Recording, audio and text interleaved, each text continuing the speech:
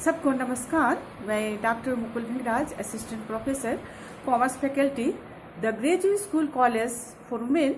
आज मैं PG semester 3 को, जिसमें सब्जेक्ट मेरा है बिजनेस एनवायरनमेंट, और जिसमें टॉपिक है इकोनॉमिक डेवलपमेंट इंडिया, भारत में आर्थिक वातावरण,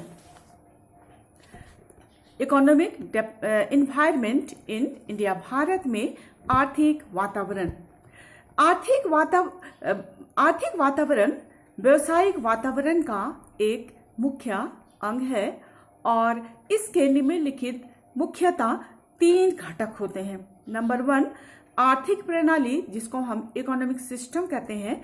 दूसरा है आर्थिक नीतियां, इकोनॉमिक पॉलिसीज, और थर्ड है आर्थिक दशाएं अर्थात की इकोनॉमिक कंडीशन। और ये तीनों जो घटक हैं, ये तीनों घटकों का संबंध जो है वह इकोनॉमिक एनवायरनमेंट से ही रहता है। ये इकोनॉमिक एनवायरनमेंट अर्थात कि आर्थिक प्रणाली के ये मुख्य 3 घटक होते हैं। आर्थिक प्रणालियों, आर्थिक नीतियों तथा आर्थिक दशाओं का अध्ययन हम व्यवसायिक वातावरण के आयाम के अंतर्गत ही हमने उसका अध्ययन कर चुका था, लेकिन अब हम लोग भारत के संदर्भ में इसको हम अध्ययन करेंगे, जिसमें नंबर 1 है भारत की आर्थिक प्रणाली, इकोनॉमिक सिस्टम ऑफ इंडिया।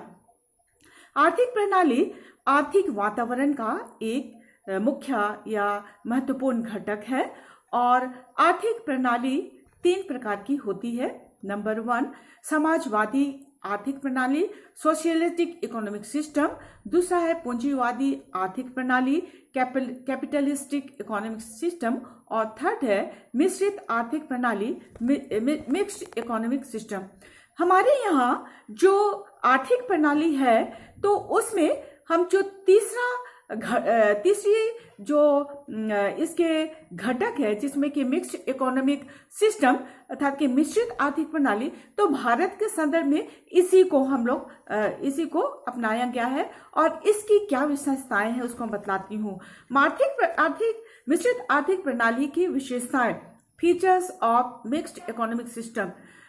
मिश्रित आर्थिक प्रणाली की मुख्य विशेषताएं इस प्रकार से हैं। नंबर 1, व्यवसाय के विभिन्न क्षेत्र जैसे सार्वजनिक, निजी व मिश्रित। नंबर 2 है सार्वजनिक हित पर अधिक ध्यान देना। 3, निजी क्षेत्र को प्रोत्साहन देना। 4, केंद्रीय नियोजन। 5वां, रोजगार के चयन में स्वतंत्रता। बिग पॉइंट है नंबर 2 में हम आएंगे भारत की आर्थिक नीतियां, इकोनॉमिक पॉलिसीज ऑफ इंडिया। आर्थिक क्रियाओं के संचालन के लिए भारत में निम्नलिखित मुख्य आर्थिक नीतियों को बनाया गया है, जिसमें फर्स्ट है देश के आयात निर्यात को नियंत्रित करने के लिए आयात निर्यात नीति, इंपोर्ट एक्सपोर्ट पॉलिसीज। नंबर 2, देश के लोगों को पर्याप्त रोजगार उपलब्ध करवाने के लिए रोजगार नीति, एम्प्लॉयमेंट पॉलिसी। नंबर 3, प्रत्यक्ष एवं अप्रत्यक्ष करों का ढांचा तैयार करने के लिए कर नीति, टैक्सेशन पॉलिसी। 4, देश में औद्योगिक विकास को बढ़ावा देने के लिए औद्योगिक नीति, इंडस्ट्रियल पॉलिसी। 5, सार्वजनिक व्यय को नियंत्रित करने के लिए सार्वजनिक व्यय नीति, पब्लिक एक्सपेंडिचर पॉलिसी। 6, सार्वजनिक ऋण को नियंत्रित करने के लिए सार्वजनिक ऋण नीति, पब्लिक डेब्ट पॉलिसी। 7, देश में कृषि का विकास करने के लिए कृषि नीति, एग्रीकल्चर पॉलिसी। 8, विदेशी पूंजी को आमंत्रित करने के लिए विदेशी विनियोग नीति, फॉरेन इन्वेस्ट पॉलिसी। और 9 है देश में मुद्रा की मांग व पूर्ति में संतुलन स्थापित करने के लिए मौद्रिक नीति, जिसको हम लोग मॉनेटरी पॉलिसी भी कहते हैं। थर्ड बिग पॉइंट है भारत में आर्थिक दशाएं, economic condition in India. Bharat की मुख्य आर्थिक दशाएं एवं उनको इस प्रकार से हम स्पष्ट कर सकते हैं। नंबर 1, विदेशी पूंजी, फॉरेन कैपिटल। विदेशी पूंजी का अभिप्राय, इसका अर्थ यह है कि विदेशों के द्वारा भारत में किए जाने वाले विनियोग से है, या जो विदेशी भारत में अपना पूंजी का विनियोजन करते हैं व्यापारिक दृष्टिकोण से और लाभ कमाना चाहते हैं, तो ऐसी दिशा में जो विनियोग होता है भारत में होता है उसे हम विदेशी पूंजी कहते हैं। और भारत में विदेशी पूंजी के द्वारा ही जो विनियोग हो रहा है तो वो भारत में आर्थिक दिशाओं के अंतर्गत आता है और भारत के आर्थिक वातावरण के लिए भी यह अच्छा संकेत है। नंबर 2, प्राकृतिक संसाधनों की पूर्ति, supply of natural resources. Bharat में प्राकृतिक साधन जैसे जो प्रकृति के द्वारा ही प्राप्त होती है, नेचर के द्वारा संसाधन के रूप में प्राप्त होती है, उसे हम नेचुरल रिसोर्स कहते हैं। जैसे कोयले की खान, लोहे की खान, वन आदि प्रचुर मात्रा में और उनका पूरा लाभ उठाया जाता है। थर्ड है आर्थिक विकास का स्तर। भारत में आर्थिक विकास संतुलित दर से ही हो रहा है। चौथा, ब्याज की दर, रेट ऑफ इंटरेस्ट।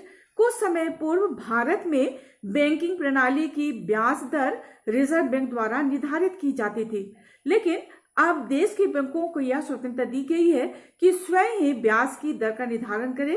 यही कारण है कि आज सभी बैंक की ब्याज दर में अंतर पाया जाता है।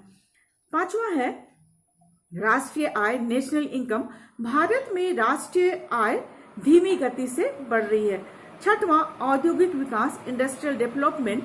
भारत के औद्योगिक विकास में अस्थिरता है और इस तरह से कभी इसमें वृद्धि होती है, कभी इसमें कमी होती है, अर्थात इसमें परिवर्तन होते रहते हैं, उतार चढ़ाव होते ही रहते हैं।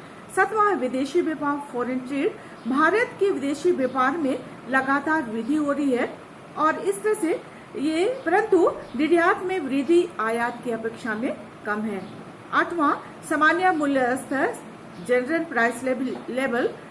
भारत में सामान्य मूल्य स्तर पूरी तरह से नियंत्रण में है, अर्थव्यवस्था के लिए एक अच्छा संकेत है।